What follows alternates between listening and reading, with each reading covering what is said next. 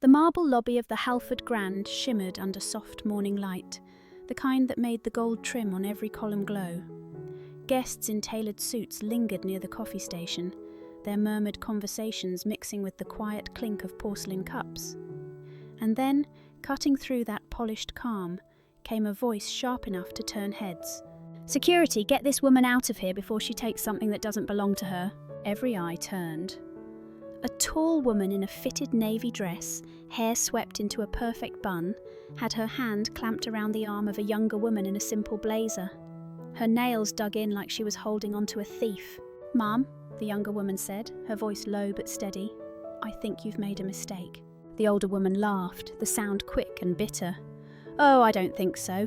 I don't care what cheap piece of paper you printed, you people don't belong here." The words hung in the air like a slap, and it felt like the whole room stopped breathing. Someone near the registration desk quietly stepped back. A couple of phones came up, recording. The hum of small talk died completely. The younger woman's laptop bag rested against her leg, heavier than usual. Inside, her phone kept buzzing. Messages from people who knew exactly why she was here. But she didn't reach for it. She didn't explain who she was. Not yet. Because sometimes the most powerful thing you can do is wait. The grip on her arm didn't loosen. "Back entrance is that way," the woman said, jerking her chin toward a side hallway like she was giving directions to the service staff. A few people shifted uncomfortably, but no one stepped in. A hotel manager in a crisp suit finally approached, his eyes flicking between the two women. "Is there a problem here, Mrs. Halford?" His tone carried that polished politeness reserved for important guests. And only important guests. "This woman is crashing our private breakfast," Mrs. Halford announced, releasing her grip but staying close enough to block the way. "She has some fake invitation and refuses to leave." The younger woman reached into her bag slowly, pulling out a thick envelope. She handed it over without a word. The manager glanced at it like it was barely worth his time. "We'll need to verify this," he said. "Verify what?" A voice came from across the lobby. A petite woman in a tailored grey suit walked over, holding her own invitation. "These are all printed from the same place, same paper, same seal. I should know. I designed the invite list." Mrs. Halford's smile was tight. "With all due respect, anyone can make something look official." The other woman didn't smile back. "Unless you think she forged a custom watermark and RSVP code for a breakfast meeting." A couple of guests exchanged uneasy glances. Somewhere in the crowd, someone muttered, "This is getting ugly." The younger woman stood still, her face calm, but inside her heart pounded. Not because she was afraid, but because she knew this moment was about to take a very different turn. The air in the lobby felt heavier now, like everyone was waiting for the next spark. Mrs. Halford crossed her arms, her heels clicking against the marble as she shifted her weight. "Look," she said loudly, "I'm just trying to protect the integrity of our event. We can't have random people walking in off the street." "Random people?" The woman with the grey suit arched an eyebrow. "You mean people who don't look like they fit your idea of who belongs here?" A hush fell over the crowd. Even the hotel staff had stopped moving. Phones kept recording, their little red lights blinking like unblinking eyes. The younger woman met Mrs. Halford's gaze for the first time. Her voice was quiet, but it carried. "Ma'am, please let me pass. The meeting starts in a few minutes." Mrs. Halford let out a short, sharp laugh. "Or what? You'll call your lawyer?" She turned toward the other guests. "Ladies and gentlemen, this is exactly why we need stricter security." Before anyone could respond, the elevator chimed. Two uniformed police officers stepped out, scanning the room. The taller one cleared his throat. "Someone reported an unauthorized guest." "That would be me," Mrs. Halford said quickly, motioning toward the younger woman. "She has a fake invitation and refuses to leave." The younger woman calmly handed over her ID and the envelope. The officer studied them for a long moment, then looked back at Mrs. Halford. "Everything here looks valid." Mrs. Halford's face reddened. "That's impossible, look at her." It was the way she said it, slow, deliberate, that made every person in that lobby realise this wasn't about an invitation, it was about something else entirely. And the woman holding that envelope knew it was time to stop waiting. The younger woman didn't flinch.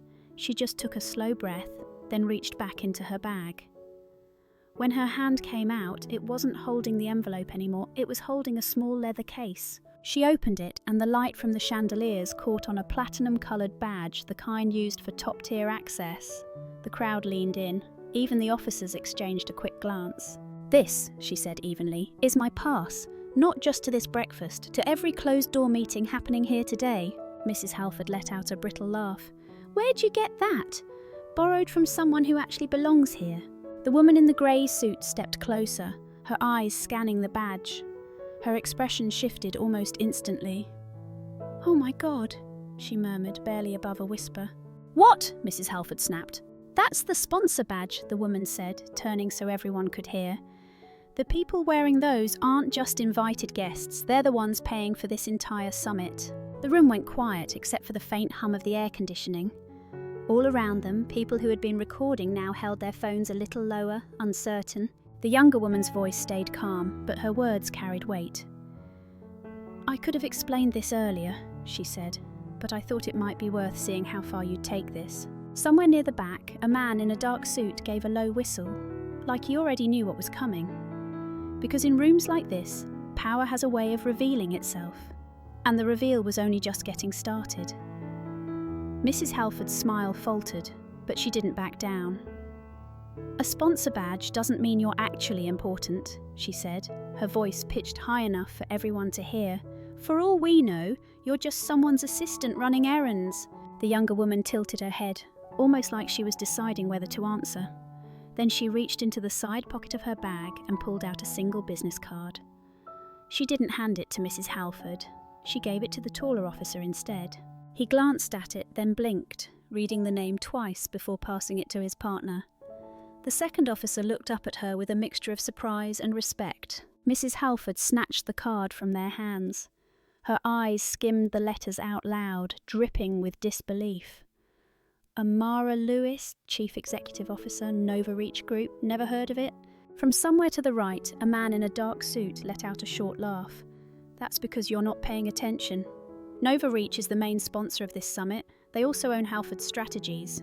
The name landed like a stone in a still pond. Several people straightened in their seats. The hotel manager, who had been watching quietly from the side, suddenly looked like he wanted to melt into the marble floor. Amara didn't raise her voice. She didn't need to. "Halford Strategies," she said softly, "is your employer." Mrs. Halford froze, her mouth opening but no words coming out.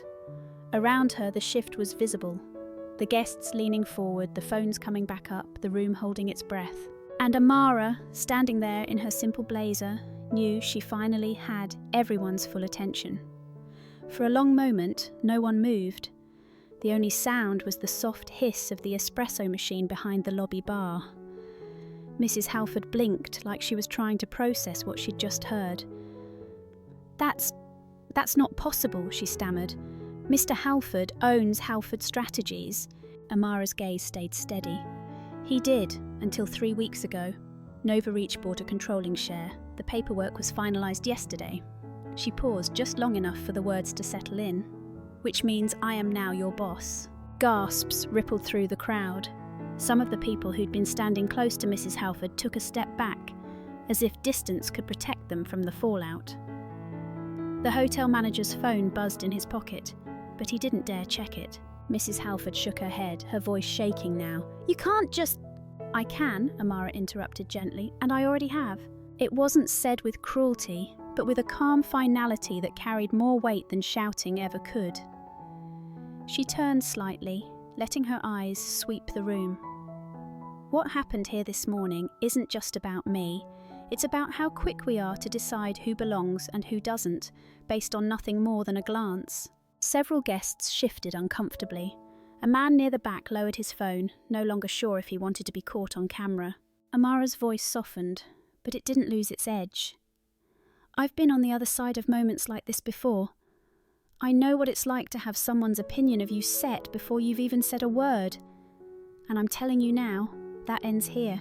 The room stayed quiet, the kind of quiet where everyone knows something important is happening and no one wants to miss a single word. Amara let the silence breathe for a moment longer before she stepped closer to Mrs. Halford. "I could have walked away," she said quietly. "I could have let you keep thinking this was about an invitation or a name on a list. But that would have meant letting everyone here believe this kind of treatment is acceptable if you aim it at the right person." Mrs. Halford's eyes darted around the lobby, but no one was coming to her defence now. The same people who had smiled politely at her minutes ago were suddenly fascinated with their coffee cups or the marble floor. Amara turned to the two officers, her tone respectful. "Thank you for responding. I won't be pressing charges. The damage done here isn't something the court system can fix." The taller officer gave a small nod, as if he understood more than he was saying. The crowd murmured quietly, a mix of relief and curiosity. Amara faced Mrs. Halford again. "Here's what is going to happen. You will no longer represent Halford Strategies at this event or any other until further notice. Your position will be reviewed, and your record will be examined. And if it turns out that this isn't the first time you've treated someone like this..."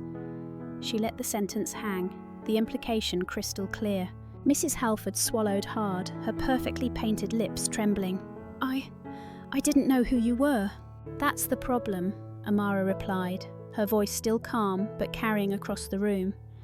"Respect shouldn't depend on knowing someone's title or bank account. It should be the starting point, not the reward." For a moment the lobby felt smaller, like the walls themselves had moved closer. No one was scrolling their phone anymore. No one was pretending not to watch. Every person there was tuned in to the quiet authority of a woman who had just turned an insult into a lesson everyone could feel.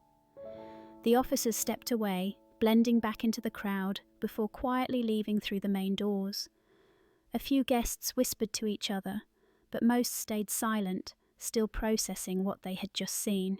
Amara gave the hotel manager a polite nod. "Please have someone escort Mrs. Halford to the conference room on the 12th floor. I'd like a word before the next session." It wasn't a request. The manager hesitated only for a second before motioning toward the elevator. Mrs. Halford followed, her posture smaller now, the confident stride from earlier replaced by hesitant steps. Inside the elevator, neither woman spoke. The faint hum of the machinery filled the quiet as floor numbers ticked upward. Mrs. Halford kept her eyes fixed on the closed doors, her hands clasped tightly in front of her. When they stepped out into the smaller, more secluded conference level, Amara led her into a room with a wide window overlooking the city.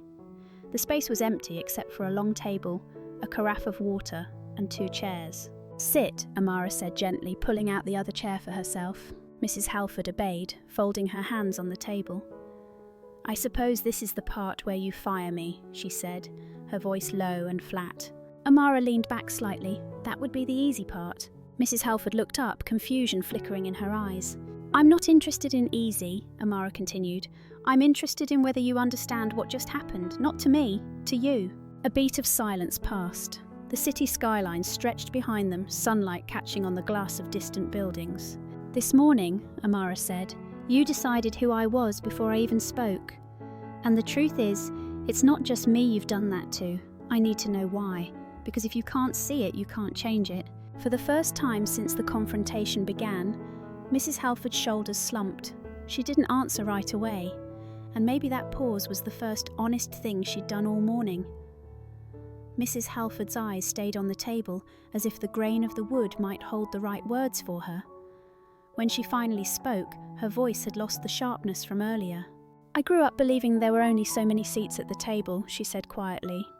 "And if I didn't fight for one, I'd end up invisible. I've spent years proving I belong in rooms like this." Amara didn't interrupt, she just listened. "But somewhere along the way," Mrs. Halford went on, her voice tightening, "I started thinking the only way to keep my seat was to make sure certain people never got close to it. I told myself it was about protecting the company, but really, it was about protecting me." She rubbed her hands together, a nervous habit that made her look suddenly smaller. "I've said things, done things. Some I can't even believe came out of my own mouth. And I've always justified it by saying, this is how the game works." Amara leaned forward, her tone steady but not unkind. "And today," Mrs. Halford finally met her eyes. "Today, I saw what it looks like when the game stops working in my favour, and I realised I've become the kind of person I used to hate. The room was quiet except for the faint hum of the air vent. Out the window, the city carried on, cars moving, people crossing streets, completely unaware that inside this room 2 women sat at the edge of a moment that could go in 100 different directions. Amara let the silence linger before she spoke. "You can't undo what you've done," she said, "but you can decide what you do next." Amara sat back in her chair, studying the woman across from her. "You have 2 choices," she said calmly. "You can leave this company today, carrying the weight of what happened with you for the rest of your life. Or," she paused, letting the word hang in the air, "you can do the work to change, not just for me, not just for your career, but for every person who's ever been on the receiving end of what you did this morning." Mrs. Halford frowned slightly, as if she didn't trust the second option was real. "And what would that even look like?" "It looks like you stepping away from your current role," Amara said, "and spending the next 6 months learning how to lead without tearing others down. Real training, real accountability, not the corporate checkbox kind. And when you finish, if you've done the work, I'll make sure you have a path back into this industry, one you can be proud of." Mrs. Halford's eyes glistened, though she didn't blink them away. "You'd give me that chance, after what I did to you?" Amara's voice softened. "I'm not doing it for you. I'm doing it because people can change, and if you change, every room you walk into changes with you." For a moment, neither of them spoke. The weight of the offer settled between them like something fragile but powerful. Then Mrs. Halford gave the smallest nod. "I want to do it. I need to do it." Amara rose from her chair and extended her hand. After a hesitant beat, Mrs. Halford took it. Out in the hallway, the noise of the conference drifted back in. Laughter, footsteps, the clinking of glasses, the world still moving. But inside that small conference room, something had shifted. 2 women had walked in as adversaries. They walked out as the start of something better, lesson from the story. Respect should never depend on someone's title, wealth, or appearance. It should be the starting point. Amara proved that real power isn't about closing doors, it's about opening them, even for those who've wronged you. Change begins when we choose understanding over judgment and give people the chance to do better. Thank you for listening all the way to the end of this story. If it touched you or made you think, please give it a like, share it with someone who might need to hear it, and don't forget to subscribe to Rain Inside for more real stories that stay with you. I'll see you in the next one.